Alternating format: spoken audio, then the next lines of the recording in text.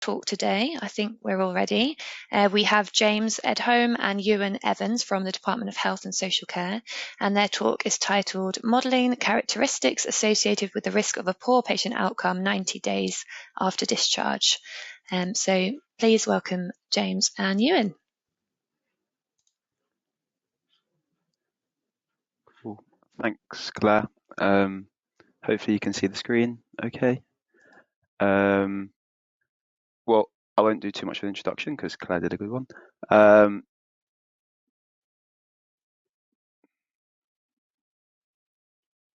Is the slides moving? Yeah, we can see those. Cool. So the research question, as Claire's already mentioned, me and James were trying to answer was, could we understand which characteristics are most associated with poor discharge outcomes? So in order to answer this question, we needed to come up with an objective definition of what a poor outcome actually is. It's not a perfect definition, but it's sort of the best we could do and gave us a criteria in which to perform our data linkage and so on. So we decided on if a patient is readmitted to hospital, emergency admissions only, starts a new long-term residential service in adult social care, or dies within 90 days of discharge. Another reason why we chose this is because it aligns with another statistic that our department produces called ASCOF 2D, the Adult Social Care Framework statistics. So the data sets that we use for our analysis were client level data. So it's an events level data set. Many of you are probably familiar with, but we used the deduplicated extract of users of adult social care system from January 23 to March 25. We also used HES, which I'm sure, again, many of you will be familiar with. We used a cleaned extract of HES derived from monthly SUS, passed through the 4 acceptance criteria, identical to those used for the discharge ready date monthly publication produced by NHSE, and we sampled 2024 discharges only. We also used the ONS Deaths dataset from September 23 to March 25.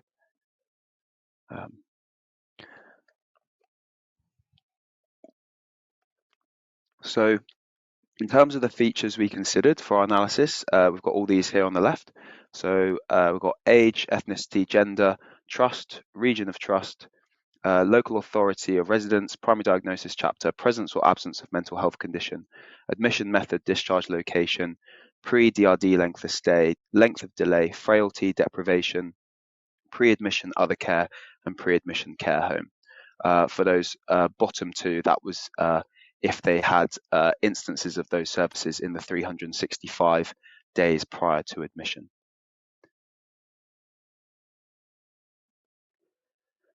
So the data set that we constructed after we'd sort of pre-processed all our features was a supervised learning sort of problem that we had. We had each row in our data set was an individual discharge, and we had assigned every discharge either a poor or a successful outcome. And so because we had, we also obviously then retrained our model, and we had predicted poor outcomes as well on our test set. So we could look at the proportion of actual and predicted poor outcomes at different geography levels. So here we've plotted on the left the actual represented by the bars and the dots representing the predicted poor outcomes in different trusts. So if we take maybe this trust over, or this dot over here, so here perhaps in this trust we had a particularly old and frail population going into that trust, which is why we would have predicted a high proportion of poor outcomes. But you can see that the bar is actually much lower. So for whatever reason, perhaps something's going on in that particular trust, which means that they're performing better than we would expect, and we're actually seeing a lower proportion of actual poor outcomes. And obviously the converse is true for this dot down here, for that particular trust. And we did remove some trusts which had too few discharges. So here our model was able to predict 64% of discharge outcomes correctly. Pardon me. With pre-admission, other care, and patient age the strongest determinants of discharge outcome. So you can see here we've plotted on the right a relative feature importance plot with all features scaled against the pre-admission other care coefficient. And we were also interested, me and James at the time worked in the discharge analytical team, so we were interested in the length of hospital delay, because there's a lot of quantitative and qualitative sort of analysis that suggests this a long length of delay can lead to deconditioning for patients. And on the left we've got plotted here both the feature size and direction. So you can see here the features in red. An increase in these features are associated with an increase in the likelihood of a poor outcome. And those features in blue, those were associated, an increase in those features was associated with a reduction in the likelihood of a poor outcome.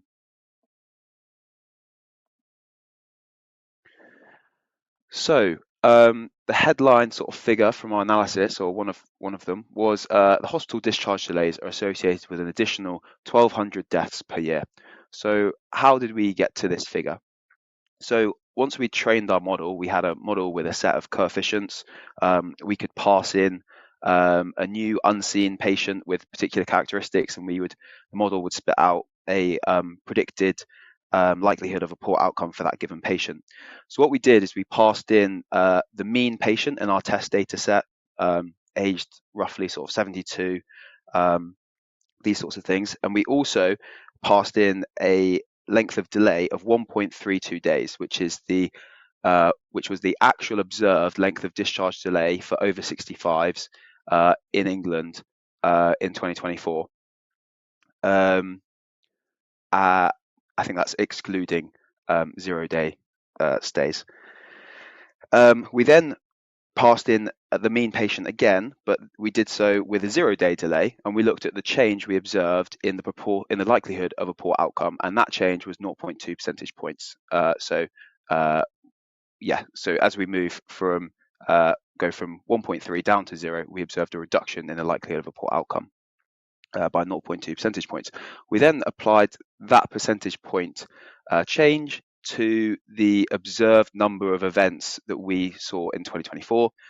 So there were 2.3 roughly discharges of over 65s. 2.3 million discharges of over 65s.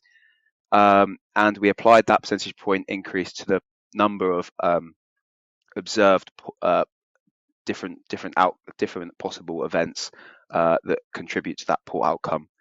So we can attribute that 1.3 days to 1,200 deaths, 3,300 additional readmissions, and 300 additional new long-term residential services.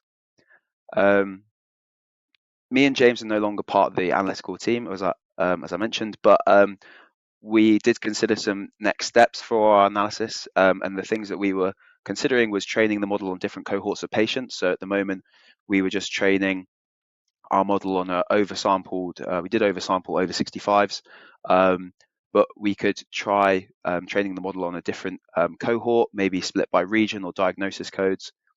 The way we trained our logistic regression model, we weighted deaths, readmissions, and new long-term services equally, but we could potentially weight them differently and try that approach.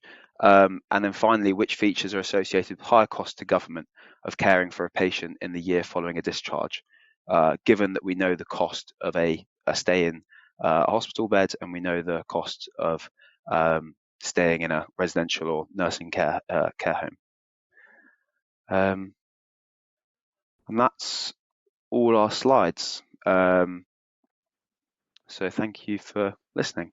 If you have any questions, me and James will try to answer. Thank you so much both for that. That was a really interesting presentation. We have had quite a few questions coming in, so I will pull some up. So Fabian says, very interesting work. Is this a regression model? And did you look at more fine-grained performance metrics like true positive and true negative rates? Yes. So it was a logistic regression model, and we so it was a binary classification task, and we did look at precision and recall as well. We had got that confusion matrix out, and I don't think we have it in the annex actually. Can't remember the exact numbers, but yes, We did won't look hold at you it. to the exact numbers now, don't worry. Is this available to the report available for people to look at if they'd like to? Yeah, we can certainly find precision. We did a precision recall plot as well, so we can find that and we can add it to annex as well if people. Okay, brilliant. Yeah, the slides. Thank you. One more question from Stephen Wyatt. So he says, I know about the client level dataset, but haven't had an opportunity to work with it yet. What was it like to work with? Any perspective on its coverage and quality? Any tips or advice on using it? James, do you wanna go on that one? Yeah, so it is a relatively new data collection, so there are certainly some completeness issues with it. Long-term care seems to be reasonably well populated, but short-term care isn't as good.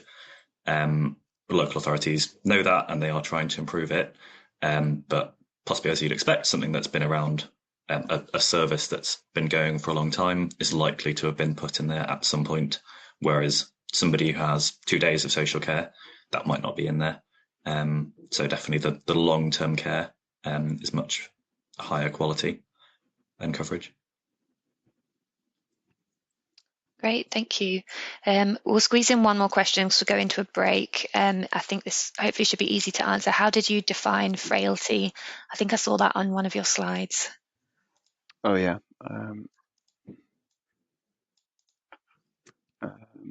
Yeah. So frailty, as you see on the top right there, we used the methodology from Gilbert et al. So we essentially assigned a score based to every primary diagnosis code, and then one of the columns in the headers is like a primary diagnosis code, like concatenated, and it has every diagnosis code that someone, when they're in a spell in hospital, they can obviously be diagnosed with multiple conditions. So you might have as many as like 5 or 10 primary diagnosis codes in a single row, and then each individual diagnosis code is associated with a score, like contributing to that frailty, and we'd simply just sum those up at a discharge level. Yeah.